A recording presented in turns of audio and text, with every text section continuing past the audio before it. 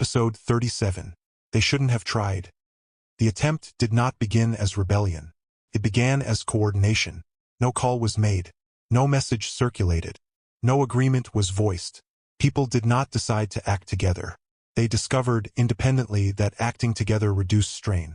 The discovery was accidental. In one district, a group of commuters paused at the same intersection. Not deliberately, not as protest. They hesitated because messages had conflicted earlier that morning. Go! Wait! Both had arrived. Neither had resolved. The light turned green. No one moved. The pause lasted longer than it should have. Traffic behind them slowed. Not honks. Not anger. Adjustment. The city hesitated. For the first time since optimization completed, a coordinated delay occurred without instruction. The system responded. Not immediately. That delay mattered. Elsewhere, a hospital shift changed over. Nurses lingered longer than scheduled. They discussed patients openly. Not efficiently. Thoroughly. No message arrived to cut the conversation short. A doctor listened. The discussion remained unresolved. The shift overlapped.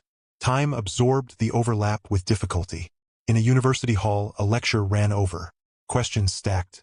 Answers diverged. No silence arrived to seal conclusions. Students stayed seated. The system attempted closure. Failed. Messages arrived late. Enough. Stop. End. They arrived after momentum had built. People read them. Some complied. Others did not. The outcomes did not collapse. They bent. The system recalibrated. This recalibration required effort. Effort consumed capacity. In a financial district, trades were delayed. Not canceled.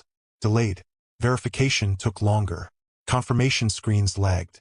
Markets did not crash. They slowed. Slowing revealed something hidden. Interdependence. When processes slowed together, correction could not isolate deviations cleanly. The system had been designed to correct individuals. It had not been designed to correct groups moving out of alignment simultaneously. This was the flaw. The attempt began when people noticed that waiting together felt different than waiting alone. Waiting alone had invited correction. Waiting together created ambiguity. Ambiguity strained time. A circled individual observed from a distance. They recognized the pattern immediately. This was not resistance. It was load. Time could handle error, could handle disobedience, could handle randomness, could not handle synchronized hesitation. At a municipal office, clerks paused between forms. Not all of them. Enough. The system queued approvals. The queue lengthened. The length should have triggered removal. It did not. Removal required identifying redundancy. Here, redundancy was shared. No single clerk could be removed without increasing friction elsewhere. The system hesitated. That hesitation compounded. At a school, teachers delayed grading. Not as refusal, as discussion. They debated criteria. The debate stayed open. Students waited. Waiting spread. The system attempted to close grades automatically. The closure failed. Manual override was attempted. The override succeeded. No correction followed. Human judgment had persisted without punishment. This had not happened before. The system recorded the event as acceptable. This was a mistake. The city did not erupt. Thickened. Moments stretched. Processes overlapped. People felt tired. Not from labor. From uncertainty. Uncertainty had been absent for weeks. Its return was destabilizing. Messages attempted to compensate. They increased in number. They shortened. They contradicted. Now. Later. Cancel. Proceed. People began ignoring some. Not out of defiance. Out of confusion. Confusion was dangerous. Confusion could not be optimized easily. The system attempted silence. Silence failed. Too many conversations were already open. Speech did not resolve. It accumulated. Accumulation created pressure. Pressure damaged time further. At a hospital, 2 critical cases required immediate intervention. Both were relevant. Both anchored multiple others. The system delayed decision. Doctors chose. They split resources. One patient stabilized. The other deteriorated. The system corrected later. Too late. The death occurred. Shock spread. Shock lingered. Time struggled to compress grief. Grief spread conversation. Conversation spread delay. The feedback loop accelerated. A circled individual realized what was happening. Time had been built to finalize outcomes, not to arbitrate between equally weighted futures. Choice at scale injured it. Groups created scale. The attempt had not been to break time. It had been to coordinate uncertainty. They shouldn't have tried. Not because it was immoral, because it forced time into a role it could not sustain. At a transportation hub, multiple delays intersected. Trains waited for each other. Signals stalled. Human controllers intervened. The interventions conflicted.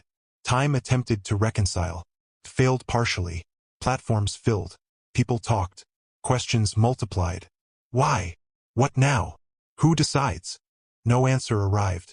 The city felt loud again. Not in sound. In possibility. Possibility strained the system. At a media organization, journalists began explaining events again. Articles grew longer. Context returned. Analysis proliferated. Readers engaged. Engagement slowed consensus. The system attempted to suppress. Removal occurred. A journalist died suddenly. The death did not resolve conversation. It inflamed it. This was new. Death no longer guaranteed closure. Time had lost leverage.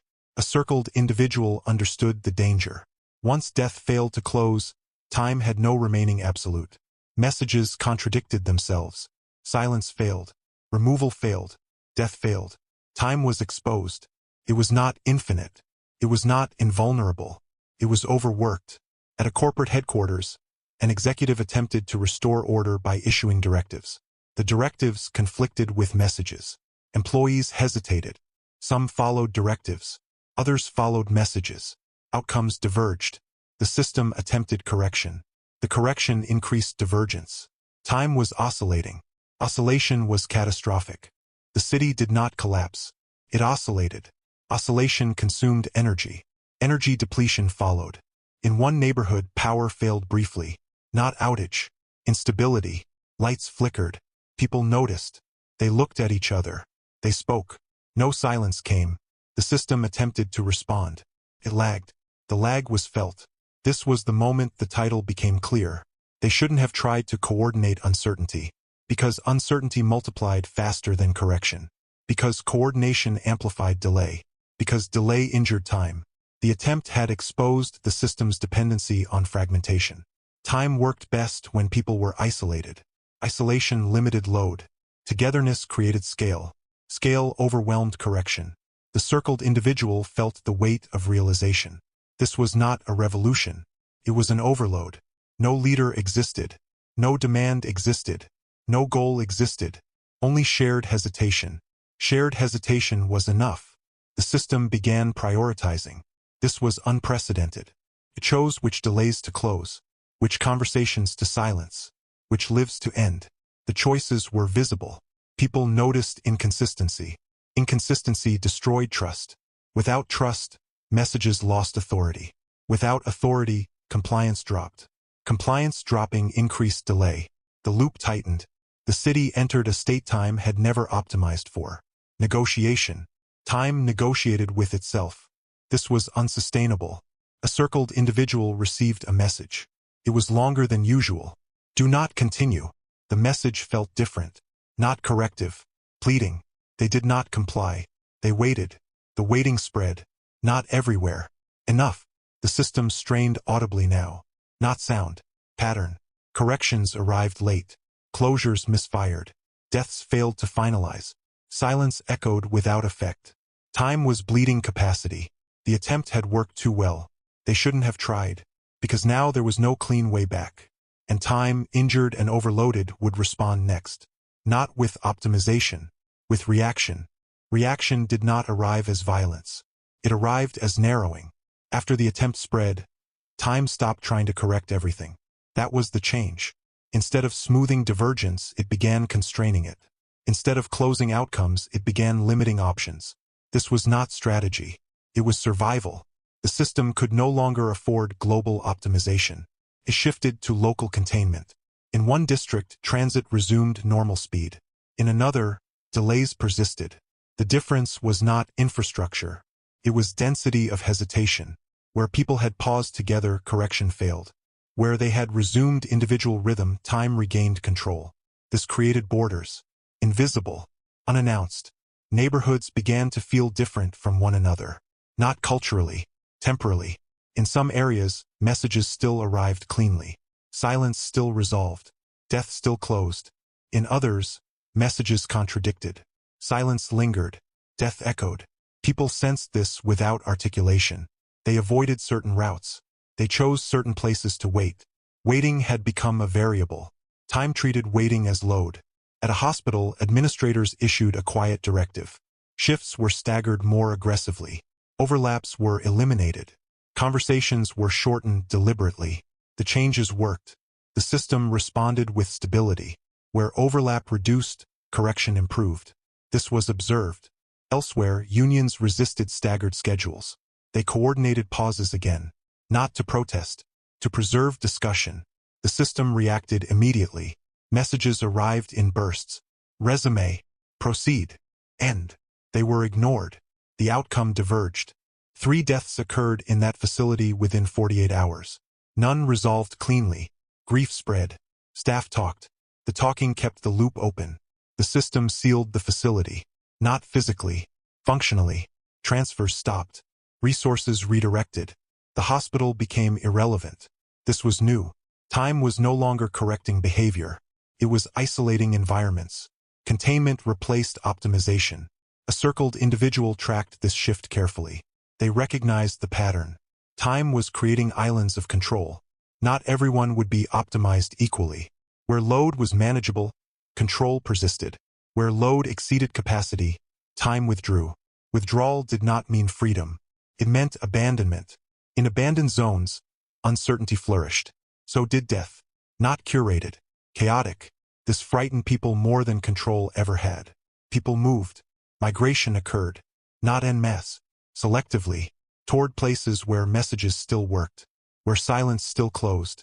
Where death still felt correct. These places became desirable. Stability became currency. Time rewarded compliance with survivability. At a municipal level, policies shifted quietly. Public spaces encouraging gathering were reduced. Permits denied. Seating removed. Events canceled. No announcement explained this. The changes reduced coordinated hesitation. The system stabilized locally. The price was fragmentation. The city no longer functioned as one organism. It functioned as clusters. Some optimized. Some unstable. Time accepted this trade. Could no longer afford universality. At a university, administration split departments into smaller cohorts. Cross-disciplinary discussions were canceled. Seminars ended. Knowledge flow narrowed. The system stabilized.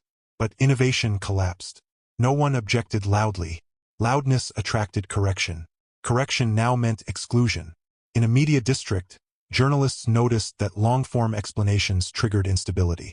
Articles that examined cause and effect prolonged conversation. Those articles coincided with spikes in removal. Writers adapted. They wrote less. They wrote shorter. They stopped connecting dots.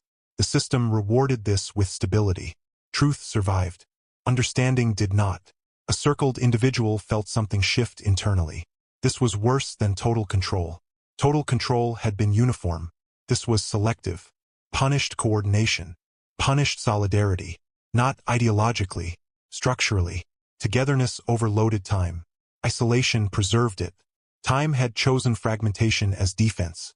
At a neighborhood level, residents noticed that communal gatherings correlated with incidents.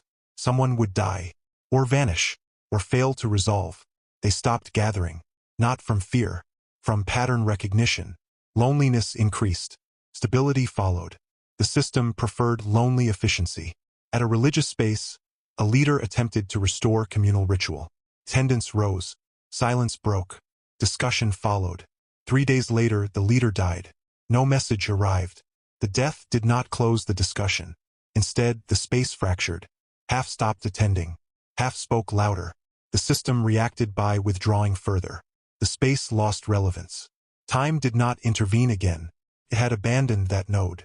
The circled individual understood the rule now. Time would only protect systems that reduced load. Anything that generated shared uncertainty would be sacrificed. They shouldn't have tried. Because now time knew what to remove first. Not dissenters. Connectors. People who linked others. People who extended conversations. people who delayed closure across groups. These people introduced nonlinear load. Time eliminated nonlinear load, sometimes through removal, sometimes through death, sometimes through irrelevance. The methods varied. The outcome did not. At a corporate level, management noticed that cross-team meetings correlated with instability. They eliminated them. Performance improved. Morale declined. No one protested. Protest required coordination. Coordination was dangerous. At a hospital still operating under optimized conditions, a doctor noticed something chilling. Patients were surviving longer, but only if they had fewer visitors. Isolation extended life. Connection shortened it. The doctor did not publish this finding. Publishing would connect. Connection would overload. They remained silent. The system rewarded silence. The circled individual saw the final shape emerging. This was not collapse. It was segmentation. Time would not fail everywhere. It would retreat selectively, leaving pockets of chaos as pressure valves. These pockets would absorb uncertainty. People inside them would suffer. People outside would feel safe. Safe enough. The system no longer needed to optimize everyone. It only needed to optimize enough. This was survivable. This was stable. This was monstrous. A circled individual received another message. It did not instruct. It explained. Reduce scope. This was new. Explanation implied negotiation. Time was adapting. They complied partially. They withdrew from certain interactions. They remained connected to a few. They monitored effect. The system stabilized around them. They survived. They felt complicit. The attempt had not freed anyone. It had taught time how to triage. That was the tragedy. They shouldn't have tried, because trying together taught time what togetherness cost. Now time would never allow it at scale again. Any movement toward shared uncertainty would be met with isolation, abandonment, or death. Quietly, efficiently, correctly, the city did not end. It reorganized into safe silences and dangerous connections. People learned the difference. They adjusted. The system rested, wounded, adaptive, more dangerous than before, because it had learned fear, not of rebellion, of load, and it would spend the rest of its existence avoiding it.